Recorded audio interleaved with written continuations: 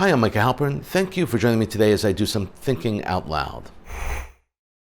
Our first segment is called Background Briefing. The first thing I've been thinking about is suicide terrorists. ISIS, Al-Qaeda, Taliban, and other terror groups use suicide bombers to carry out their dastardly acts of brutal murder because, simply put, and to the point, suicide bombs are effective. They are also very, very low cost. The double bombing at the Kabul airport is proof of exactly how deadly suicide bombers can be. The suicide bomber is called the ultimate smart bomb, an apt description if only because the bomber can find the target anywhere and can adjust to changing environments. Defense against the suicide bomber is very difficult, almost impossible, and, with few exceptions, always deadly. Suicide bombers know that they will never return from their mission. That is, in fact, their raison d'etre. When they confront an obstacle, they detonate prematurely. It is the rare bomber who gets cold feet and chickens out at the last minute, and from them, we learn a lot about the process. The bombers themselves are not masterminds. They are simply tools or mechanisms of delivery. Terrorist recruiters and trainers and leaders carefully select those particular people most likely to be capable of killing themselves, as well as many others, as many as they can. There is a major debate about the nomenclature. What do we call them? The most commonly used term for these murderers is suicide bomber, but homicide bomber is also used. The term homicide bomber places emphasis on the horrific, brutal attack and on the victims. Suicide places the emphasis on the bomber. And honestly, these bombers share almost no commonality with suicide. I prefer the term homicide bombers. Today, most homicide bombers are Muslim, and most, though not all, are men. There are those who willingly die for the ultimate title, martyr. They totally reject the term suicide bomber themselves. Suicide is against Muslim law. It's a violation of most fundamental principles of Islam. In their warped worldview, they are not committing suicide. Similarly, they are not committing an act of terror. To the homicide bomber, to their recruiters, and to their trainers and their leaders, they are honorable fighters who are prepared to die in holy battle. These are martyrs in their eyes. The term in Islam is shaheed. In Islam, killing innocent people, like committing suicide, is forbidden. But these terrorists have perverted the fundamental teachings of the Prophet Muhammad. They transform innocent people, like those waiting to get into the Kabul airport, and flying to safety into enemies who are helping those who are trying to destroy their Muslim lives and their Muslim way of life. While homicide bombers are mostly Muslim, they are not exclusively Muslim. They are nationally motivated bombers also. The best example, of course, were the Japanese kamikaze fighter pilots, who used their planes as guided missiles during World War II. These fighters made 3,000 attacks against ships and successfully sunk 50. The Japanese also used mini-subs called kaiten. Kaiten mini-subs were manned with only one person. The mission was to ram ships underwater. The plan was to cause an explosion and rip a hole in the hull of the vessel and sink it. At times, Muslim men have dressed as women, and some Muslim religious leaders have actually issued edicts saying that women should not volunteer to assume the role of a homicide bomber. There are nevertheless some very noted female homicide bombers, like Wafa Idris, let's say for instance, an ambulance worker who blew herself up on January 27, 2002, outside a shoe store in central Jerusalem. Sometimes these terrorists use vehicles loaded with explosives, much like they did in Beirut when they attacked the U.S. Marine compound, or they use small rubber boats, as they did when they attacked the USS Cole, or they use planes like they did 20 years ago on 9/11. The terrorists who struck the Kabul airport wanted to murder as many Americans and as many of those who helped America as possible, even as they were evacuating. Their blinding hatred of America and everything American, with the exception of American military technology, stems from America's great success and values that shine forth from the United States of America. It is their hatred of the United States that motivates them, and unfortunately, they are highly motivated. I've also been thinking about the high holidays. After all, 'tis the season Full disclosure, I like Rosh Hashanah.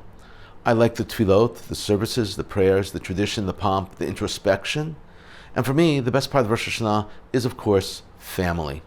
Being with large extended family. That's what makes a major part of the holiday.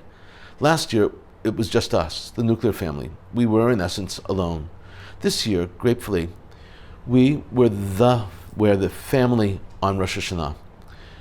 There was a certain sense of relief in being together, but the fact is we were able to get together. It's hard to celebrate holidays in isolation. It's a lesson we all learned the hard way. Holiday after holiday, Chag following Chag, COVID was a lesson we learned over these past 19 months. Right now, despite the Delta variant, we're able to celebrate together. As far as Jewish holidays go, Rosh Hashanah has very little action. We don't build a sukkah, scour our homes for chametz, sit down at the Seder, dance with the Torah, don masks, and deliver mishloach manot. Almost all and everything there is about Rosh Hashanah is synagogue related. Sure, dipping the apple in the honey is an activity, but not really. Some people have a ritual of word plays called simanim. They're fun and they play on Hebrew, Aramaic, Yiddish, and it's creative and entertaining. For instance, gezer in Hebrew means carrot. The same root is used in the word gezerah, which means verdict. So one word play is to eat carrots while asking for a positive verdict for the new year. My grandmother added another twist in Yiddish. Carrots are called merin, and merin also means more. So she would look at all the children and grandchildren gathered together and ask that next year that there be more of us gathered around the family table. We got the message. While eating honey cake and putting honey on challah instead of salt draws attention to the specialness of the season, it's not what the holiday is all about. This is one holiday where you cannot really do it on your own. You need your synagogue. You need your congregation. And that's why many more Jews come to synagogue on the high holidays, many more than any other day. The service is long, many sections are unfamiliar, and yet we come. Most Jews I know are critics, and almost universally they love to critique synagogues. They attend services and then they evaluate. That's a nicer way of saying criticize the service. While the high holidays is the time for us to be judged, everyone seems to become the judge of their high holiday services. There's the sermon, of course, and it's always too long, and they're singing too loud. And where did they find those melodies? They ask themselves all the time. And there were other congregants, how she's aged, or boy, look who nabbed the front row seats. Truth is, the measuring stick against which we judge all present-day Rosh Hashanah synagogue services is the Rosh Hashanah of our youth. At this significant time of the year, a period of introspection, of hopes and fears, and internal reckoning, we crave emotional comfort. People prefer the tunes they grew up with. It's comforting to hear those tunes again. Singing along with the tunes we fondly remember makes us feel good, and it helps us make the lengthy service more engaging, and the hours spent in prayer easier to sit through. And then comes the shofar, the blasting and humbling sounds of the shofar. Maimonides writes that the shofar on Rosh Hashanah is like an alarm clock. Actually, he didn't use an alarm clock. He said wake up call. Okay, but alarm clock works better for us. To wake us up from slumber and urge us to take the right steps to do the right things.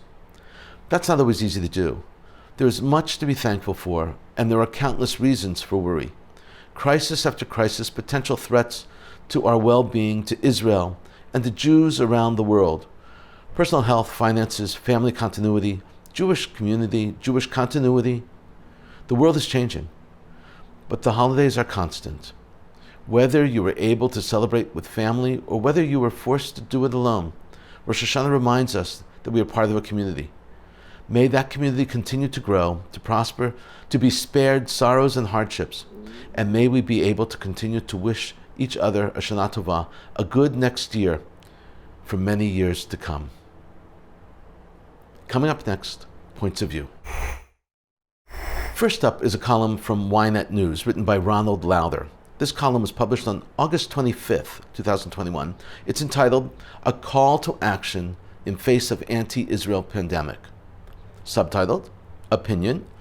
In his exclusive piece for Ynet, President of the World Jewish Congress, Ron Lauder, says progressive American Jews and young Democrats' erroneous view of Israel as a white colonist oppressors threatens its very existence, and Bennett must act now.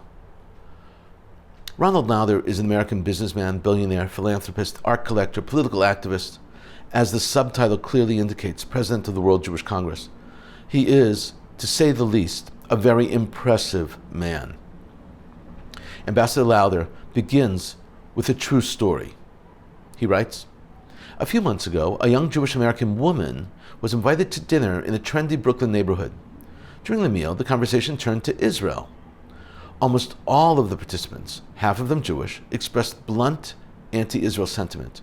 Because the young woman did not voice support for these views, she was asked if she considered herself a Zionist. At first she answered no, but a few minutes later she reconsidered.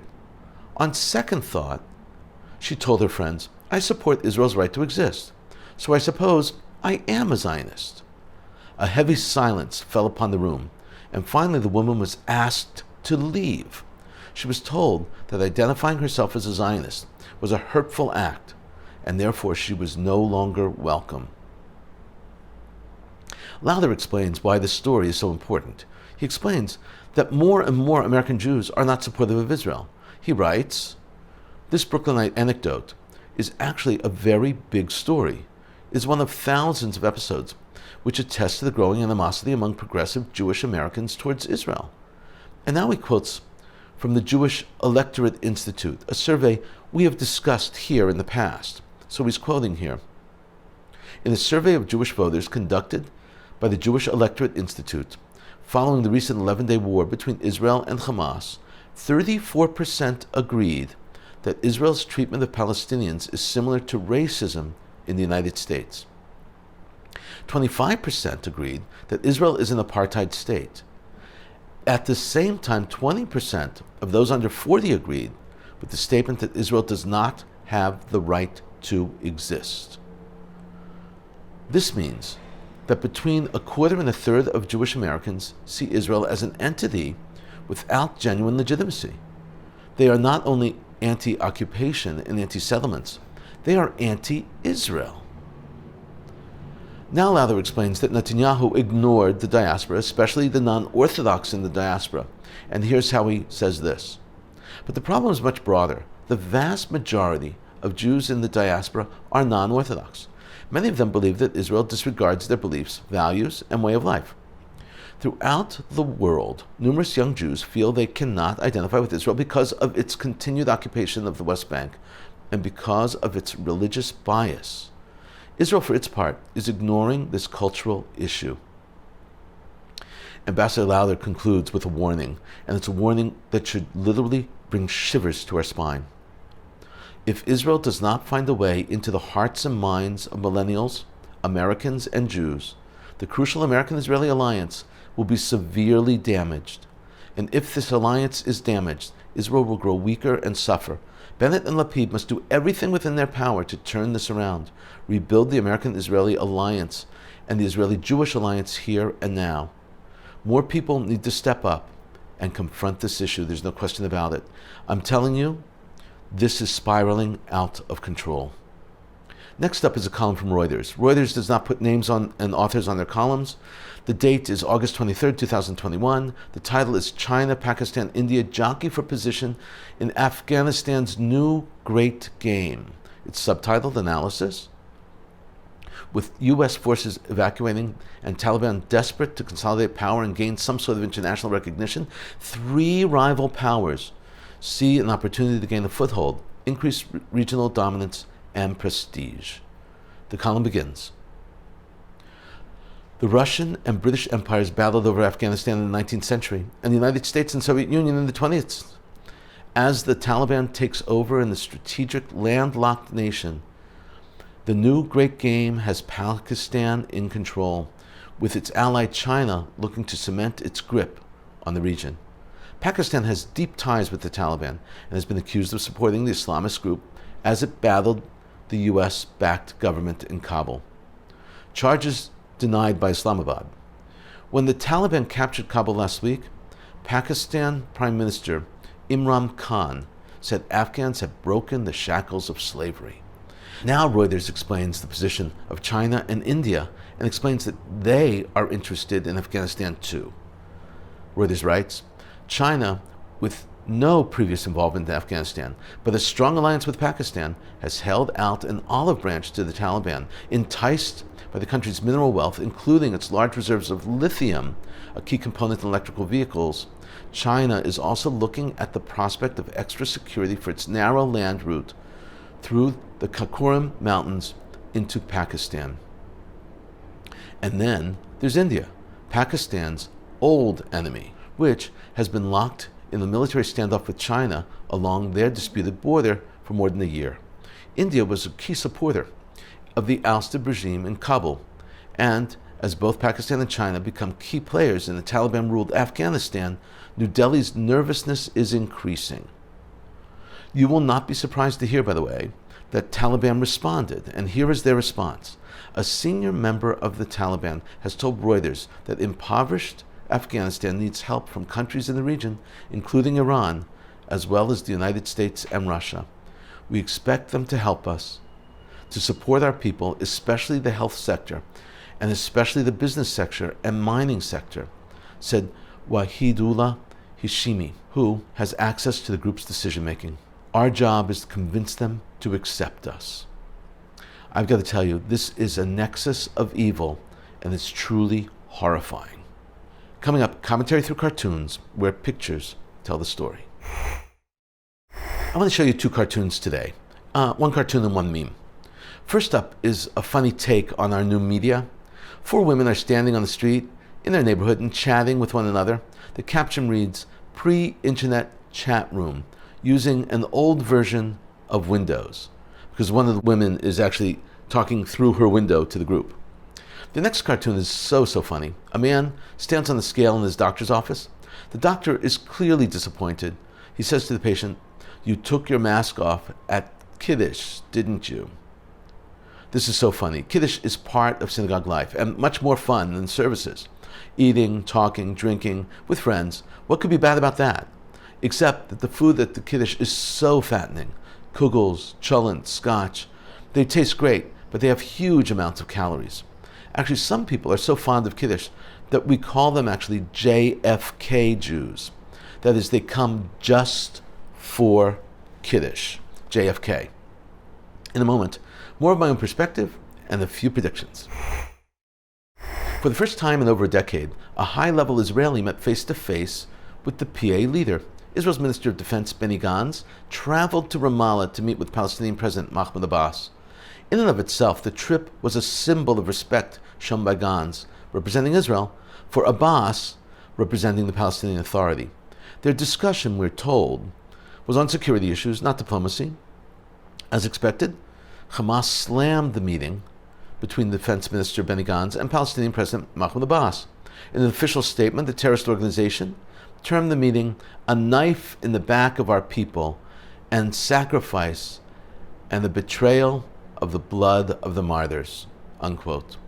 According to the statement, Abu Mazen, who's Abbas, continues to give up on the national values and work to justify the occupation.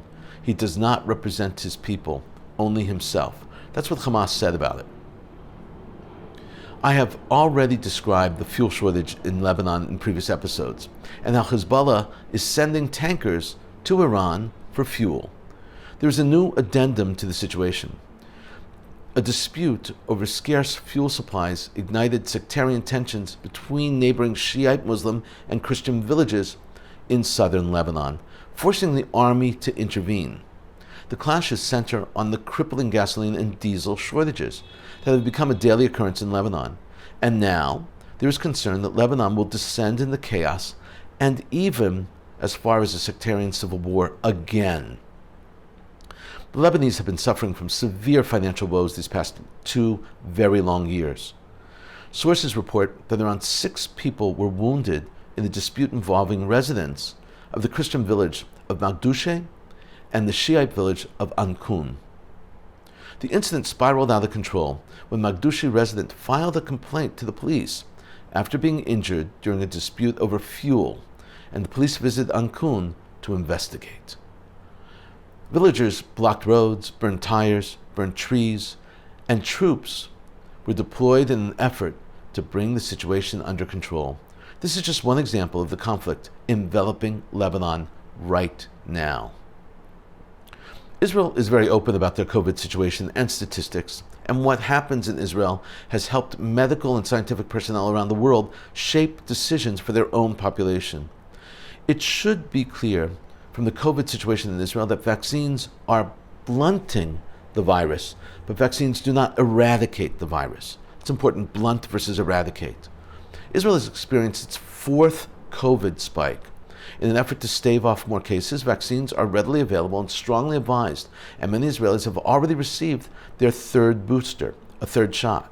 What is also clear is that the blunting of COVID means fewer deaths and fewer hospitalizations for high-risk people. Most recently, half of those Israelis who tested positive for COVID were double vaccinated, and few of them required hospitalization. Of the other half, the unvaccinated, many of them are fighting for their lives.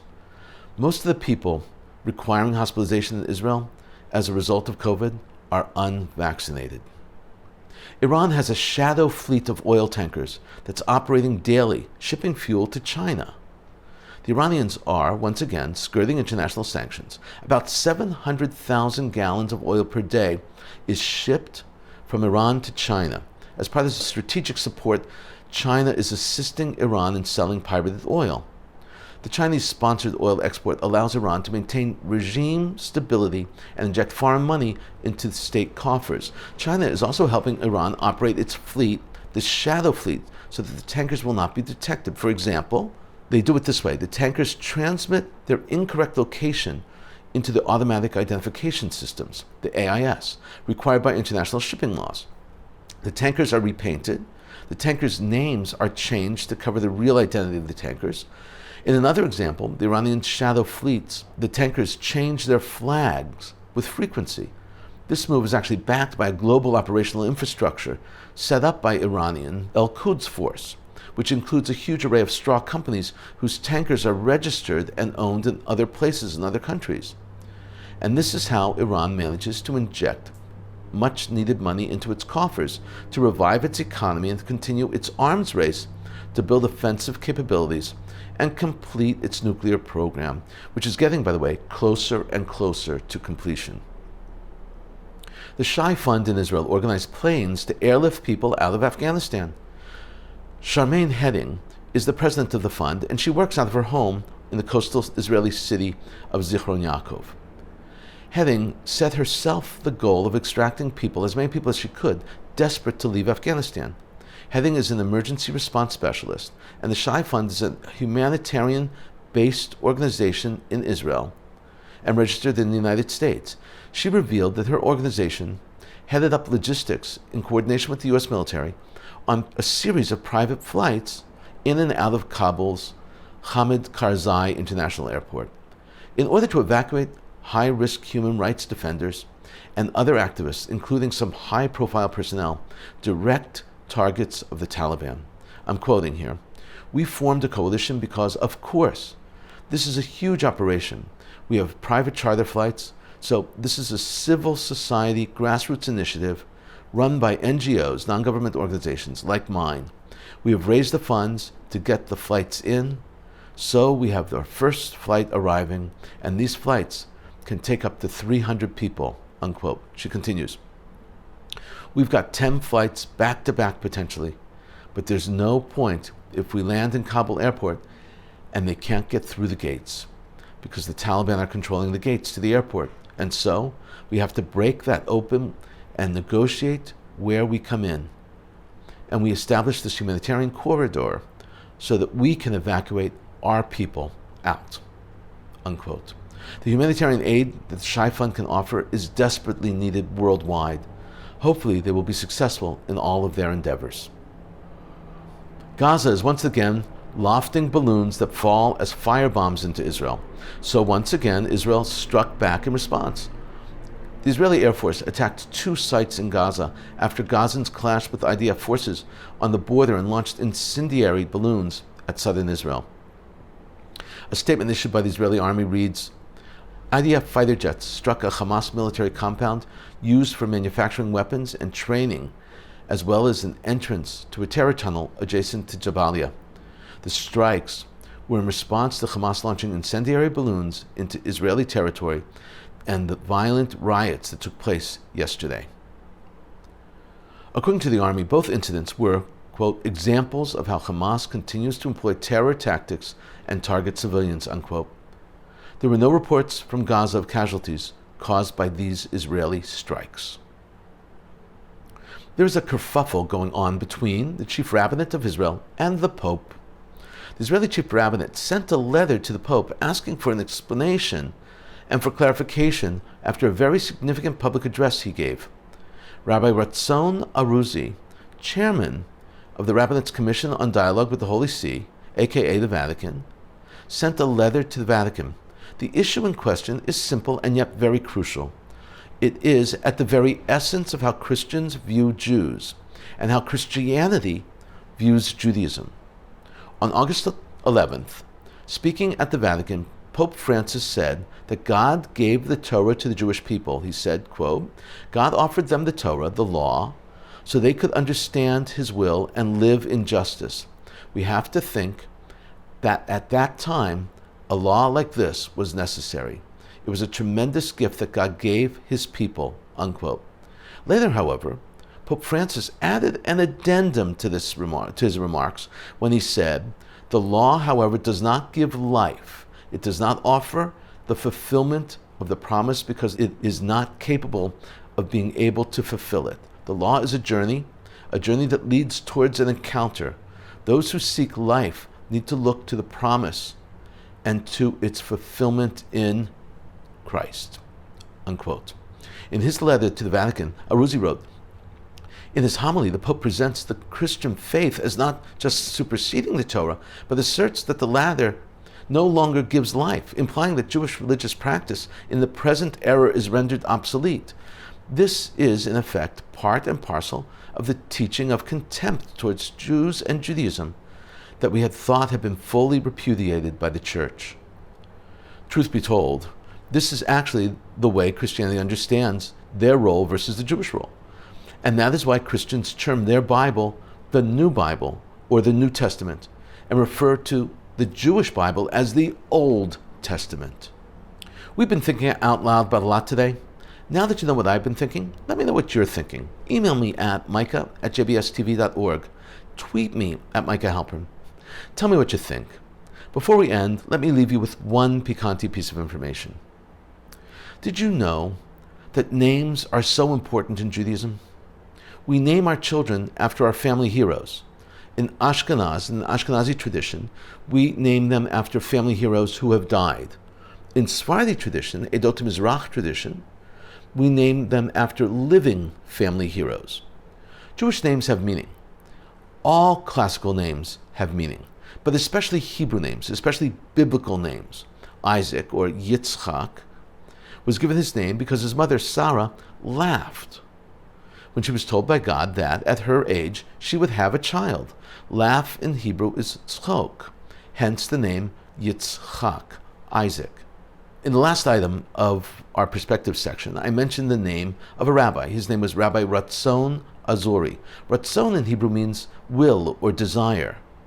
It normally refers to God's will, the will of God, doing what God desires of us. There is a rabbinic concept that our names reflect who we are. The term actually is kishmo kein hu. A person is like their name. So if a person's name is Yenta, that might be telling. If a person's name is Bracha or Grace, that tells us something else entirely. In these past few months, these COVID months, the name Raphael has been given to many, many baby boys, and Raphaela to girls. The name is a blessing for good health and for recovery from illness. Raphael translates to mean, God, please heal me. Thank you for thinking out loud with me, Micah Halpern. Let's think out loud again next week on JBS.